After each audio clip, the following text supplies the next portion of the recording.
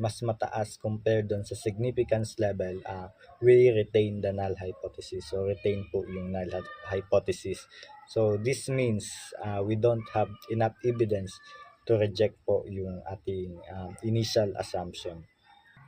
So in step 4 po, we will decide po whether i-retain po natin or i-reject yung null hypothesis. So dahil we observe na yung sample and hindi yung entire population,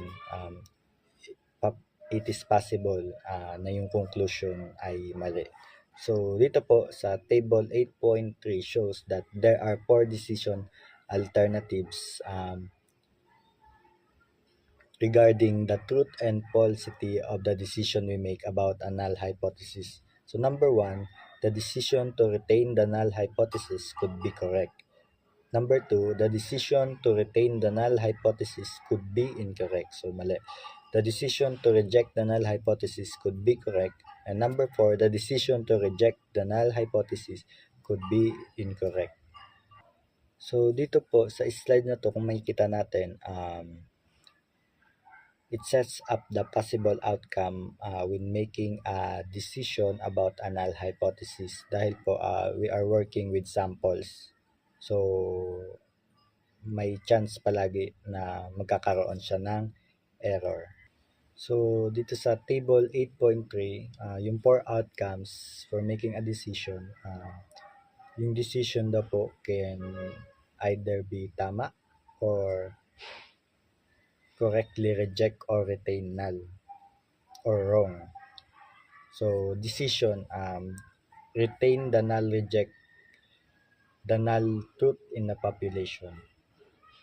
So ito po ay pinaka-importante because it shows the 4 possible outcomes when making a decision. So correctly retain the null. The null hypothesis is true and we correctly decide to keep it. So type 2 error or the beta, and the null hypothesis is false but we incorrectly decide to keep it. So type 1 error, the alpha, the null hypothesis is true but we incorrectly decide to reject it. So next, correctly reject the null. So the null hypothesis is false and we correctly decide to reject. So next, here in type 1 error, so hindi ko na po babasahin.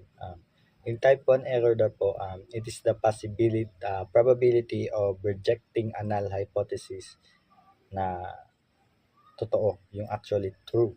So researchers directly control for the probability of committing this type of error. So an alpha or yung A level is the level of significance or criterion for a hypothesis test. So ito daw po largest probability of committing a type 1 error na we will allow po na and still decide to reject the null hypothesis. So next is the type 1 error is the probability of rejecting a null hypothesis that is actually true. So researchers directly control for the probability of committing of this type 1 error. So the probability po of making a type 1 error is presented by alpha A. Alpha or the sign A. So which is the significance level na sinet natin kanina. So last, the type 2 error, a type 2 error po, nangyayari siya when we retain po yung null hypothesis when it is actually false. So, parang hinahayaan natin, parang it's like letting yung guilty person go free na malaya. So the probability of making a type 2 error is represented by B or yung beta. So I think that should be all po. Once again, thank you so much and God bless everyone.